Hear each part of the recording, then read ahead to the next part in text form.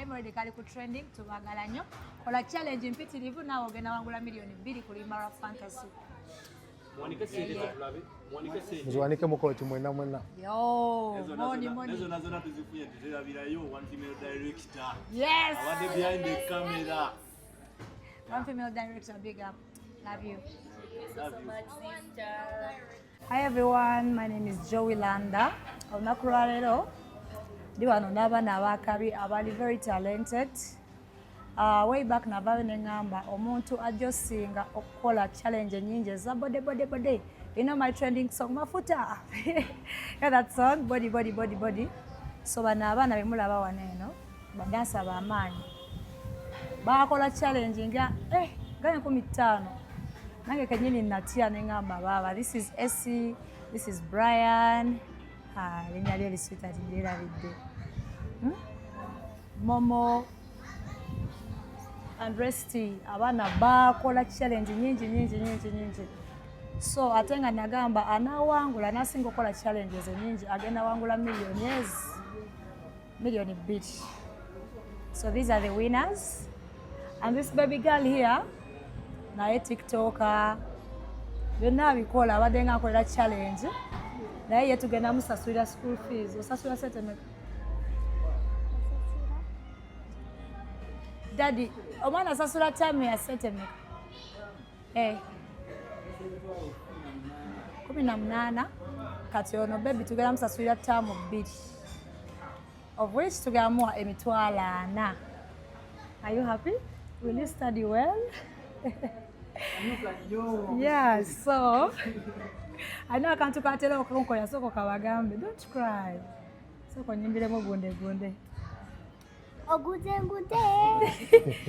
Jowy Landa Gunde. Mama, get something. Oh, Davina got dala. Wanji. Oh, but Nagunda Gababidi. Wow, this is so beautiful. Yeah, so beautiful. So this is the time I'm giving out the money. Nozidi million 2. Naye muziraba waneno zaba n'abaana banasa bange. Bagenda zigabana. Bagenda ziga cause the group. Yeah.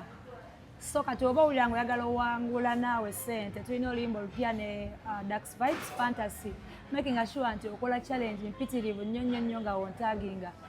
Nawe ogenda funa chance wangula ku million 2. So bawemba balemo bayinza okuba nga ssebo tezaaweze. Bande beerabikirawo eyakakadde. So nawe babala n'omwana kamuwe school fees we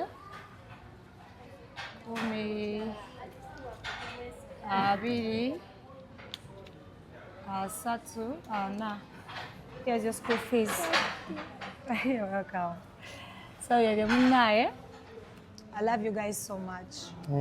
Omwana oyo omudiscovering otya g'osasula school fees? Omwana abadde nga akolera zi challenge mpitirivu. Taata we yakubira boss wange CEO n'amugamba omwana ayagala kundabako. So netumeetinga up ate ngenda omukebera nga abadde nga naye akola challenges nyingi. Ayina ne ka sister kakala bakola challenges. So yeah. So twasiimye ne tugamba katumukole ki? Katumusasulire school fees. Gwe ku side ya education nga goyinza okuba tewagenda kiwanvu bebimu ku bikuinspirinze okulaba nga oba oli awo baako gwosasula school fees naawe.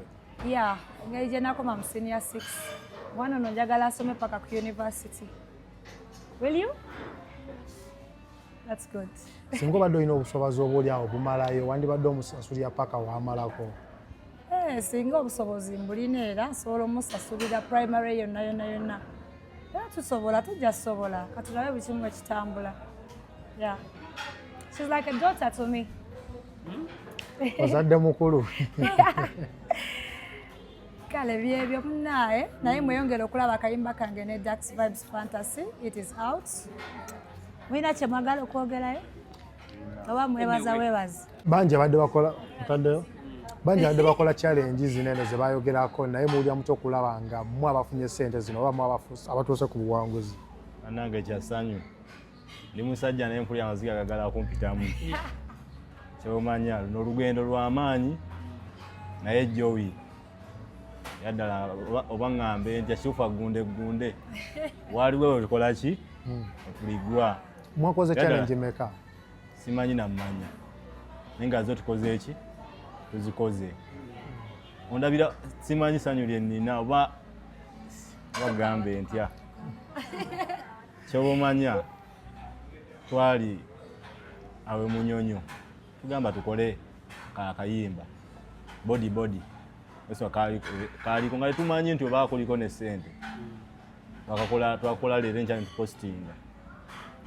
Kumanya omutima gwa Jowy nti muwala mulungi alina omutima omulungi nga omulaba mulungi n'omutima gwe mulungi yatuyita n'atugamba mujje n'atusasula tujje okukola naye challenge ate nga ekitasangika tukola naye challenge twawulireyo ngu tuwangudde miliyoni 2 n'ebyaddala simanye ebyaddala bano basista bange bonna nga obalaba esi mu nsonga eno byonna bibaddewo ze creator weyo DC ya body ya dance nayo ono kati yabakubira bukubizi simu n'abagamba nti mwangudde oba twakola challenge tubadde tujja tukola naye ne batugamba mumasinza okukola challenge twawulira nga twagala kumenyeka umenyesi zino sente za ddala si bikikuli bannange ebyaddala mutaddemu kyenkanawa okulaba nga mutuuka ku buwanguzi buno in terms of money? Anange tutaddemu kingi. Tuyinza okuba nti zino sente tuzifunye wamu ne kuzeeta wakateekamu kusingana zino. Naye Mukama aba atuyambye. Jowy yajja n'asalawo atuwe tuzaalina afunzeeko ku lugendo lwaffe tuze tutambula. Tolina sente nyingi mu transport kulya naye omuntu akulaba n'akola ne Jowy n'agamba balina sente nenga bambi yasooka kwasi challenge oluusi ne transport gwakuwadde agenda kukutuusa waka otukenga tokola ki tolina naye wakulaba ng'olina ejjo agamba balinamu ku sente n'akujajinga bwati. Ye muyimbi yekka sofa bukyanga mutandika kukola challenge za nnyimba ye muyimbi yekka kyogambe yakabawa sente nnyingi bwe zityo anange yeyekka eyakakola ki eyakatuwa zino sente mugenda zikolamu ekimwe sente zigenda zikolamu sawa zino ono esi akyasoma right now ali mu senior 4 yeah senior 4 candidate Luyimba mwana bado bayi wa P6 senior 4 candidate nogolaba kigenda tuyambako kubanga omanyi abaana abawala obamanyi baba balina ebyokwetaaga biba bingi fizi we tuba tugenda funzaako dadi ne mami baleme kola ki atoli ono yamala senior 4 last year but one ono oli yamala senior 4 last year n'agenda joininga HSC. Muyina ekibiina ekibagattanga badansi? Tulina ekibiina batuyita ba step up crew. Era ogendayo social media handles zaffe batuyita step up crew, YouTube ne TikTok. Babagulidde akamere. Akamere kabadde kawoomu. Kamere ko kabadde kawoomu. Mami Jowy kituufu ogunde. Jowy akasente ng'otaddemu kangi bannange? Sente zibangawo nze njala nnyo oku-appreciatinga abantu abankoledde ebintu ebirungi. Nebaza nnyo ne management yange ya Smiles Music CEO webale nnyo everything. Omuntu ayinza okugamba naye Jowy okukwata akasente kano konna n'akateeka mu baana bano bonna yakubye bivulu. Omu ne tulaba ennaku zino abayimbi tebakyababuukinga. Oba isho ze ninabuuza ne kati weva wano ngenda yimba. Weekend yene yange yonna eri fully booked. Ku Sunday ngenda beera Luweero, ku Saturday ngenda beera. Leero ngenda beera Kapeeka, nina show ali ku Kaz Beach. I'm very busy by the way. Era no creating a time okumeeting abaana. Omuntu ayinza okugamba akasente kange siyinza kukazzamu ebyo mbu simanya challenge kangende nkagulemu akataka. Nedda Mukama akuddizaawo oba naawe ogezezaako okuyamba. Kitegeera ne Mukama aba alaba agamba bambi tova emikisa giba gitweyongera. Kitegeeza music kati akolera ddala sente tu. Of course. Amune tubalaba mu mayumba mubeera mu mayumba mutudde mu mayumba oli ayinza okugamba tebalina bookingizaabo. No. Tukolera ddala sente.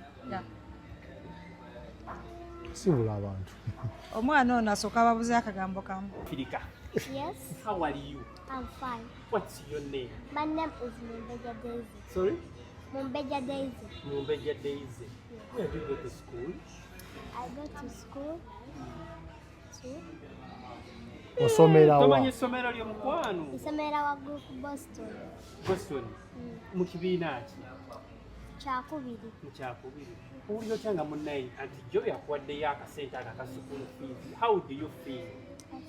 Better. Yeah? Than before. Mpulira njagala kukaaba. Bambi tokaaba. Kyokka muganda wa Mambiri. Bambi, sorry.